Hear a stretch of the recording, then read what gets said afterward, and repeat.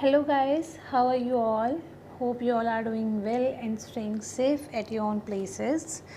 Today we are going to start the third chapter of our history. According to your serial number of book it's third one, but according to your syllabus it's your second chapter of history.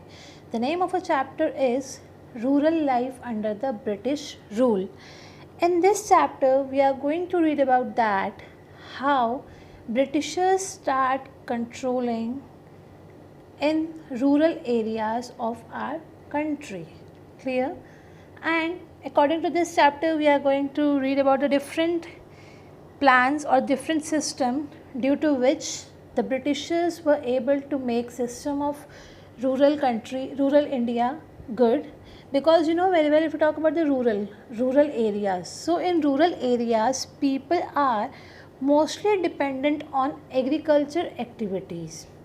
And if we talk about the agriculture activities, so at that time when we had a British rule in our country, so somehow the people were not using good technologies for the production of agriculture products. Clear? But somehow the Britishers, when start making their own control in our country, they want good profit, want to earn more and more profit from the country. That's why they just start introducing some system over here. First, let us have the introduction of the chapter. The Battle of Plassey, which was held in 1757.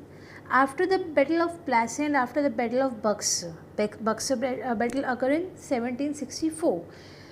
When after the Battle of Plassey, Britishers can able to set up their own political system in Bengal, whereas after the Battle of Buxar in 1764, Britishers took this Diwani rights from Bengal, Bihar and from Odisha from the Mughal emperor. That time in 1765 the Mughal emperor was Shah Alam II in 1765. So Britishers took this Diwani right of Bengal, Bihar and Odisha from the Mughal emperor. Now the question arises, what is Diwani rights? Basically Diwani right means the collection of taxes. What they used to do, they used to collect the taxes from the villagers, which is known as the Diwani rights. Earlier this Diwani right was in the hand of Mughal emperor only, but the Britishers took this right from the Mughal emperor. When they acquired this right from the Mughal emperor, that time the emperor was Shah Alam II was ruling in these areas. Clear?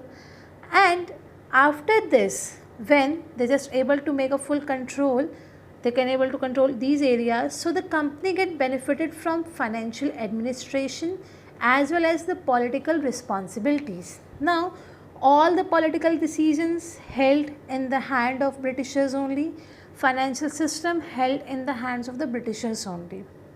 And when this financial administration came in the hand of Britishers, so they start increasing the revenue collection from the villagers from these particular areas. Clear? Now let us have a look from a book. If we'll have the look on this paragraph, it is simply mentioned that after the Battle of Plassey, East India Company able to set up their political system, and after the Battle of Buxar in 1764 which was held, so they just took Diwani rights from the Mughal emperor, which was named as the Shah Alam. And after that, now the company is held responsible for all the financial system, and they just start organizing the different administration system and they start increasing the revenue collection from these areas. Clear? So this was the introduction of the chapter, but now the question arises that why East India Company needed funds. Company को पैसा क्यों चाहिए था यहाँ से भाई? They can able to earn the money from their own particular countries, no, but why they need money from our country only? Basically earlier the first and the primary function of the British East India Company was to take raw material from India and then sell it into the foreign countries or in the European markets. Clear? But at that time the system changes, they start changing the system over here. How? First, have a look that why they used to sell the raw material. They collect the raw material from India and sell into the other countries. Here you can see that a chart over here. The primary function of the company was they used to purchase a raw material from India, clear, and then sell it into the European countries. But when they purchase raw material from India, they purchase it at a cheap rate. सस्ते rate कम rate में हमसे ले लिया करते थे. But when the turn come to sell into the European market, they used to sell these products at a higher prices, and cheap rate and a higher prices in between, the company used to earn a huge profit from all these things. Clear? So this was the first and the primary function of the company when they set up themselves in the India. But now the demands or needs of the company was rising day by day. Why the demand of funds was rising day by day? The first thing is to maintain an army, because the British East India Company was maintaining or preparing their force to fight against the European countries as well as to fight against the Indian rulers. You can see the text.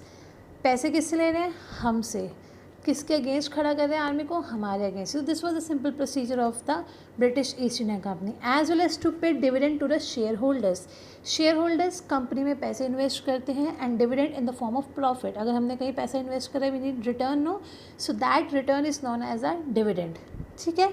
So the company used to pay dividend to the share holders, इसलिए उन्हें पैसा चाहिए था, as well as to पे salary of the Indian administrators. जितने भी Indian लोग उनके अंडर काम कर रहे थे, दे हैव टू पे salary of each and every person.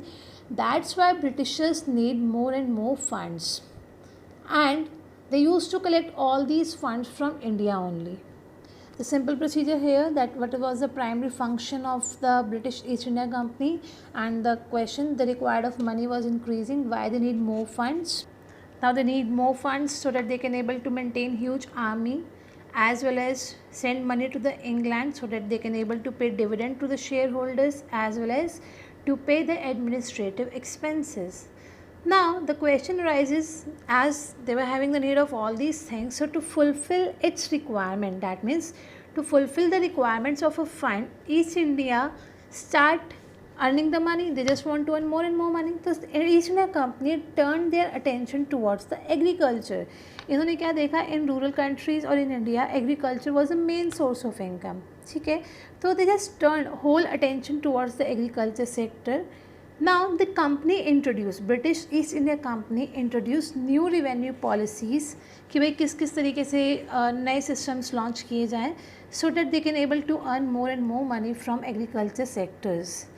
As well as all these policies which was framed by the British East India Company was only to increase their profit. They didn't bother about all these things, whether the peasants were harassed by all these things or not, or exploited by them or not. Their main intention was to increase the profits, and on the other hand all these policies harm the peasants there. Clear? So this was in this question, in this topic you covered the three main questions, that what was the primary function of British East India Company, why they need more and more fund, and how the requirements were fulfilled. Clear? Requirements were fulfilled, answer is in this paragraph. Now the question, now next topic is the problem with the revenue collection. Now Britishers want more and more income, but on the other hand they had to pay a lot of problems regarding all these things, because British East India Company British East India Company took the right to collect revenues, but company didn't want to set up any kind of revenue collection system over there, because they just don't want, उन्हें कोई काम systematic manner में नहीं चाहिए था. They just want the maximum revenue collection, or they want to earn more and more profit from them. For this they maximize the revenue collection policies from all these areas.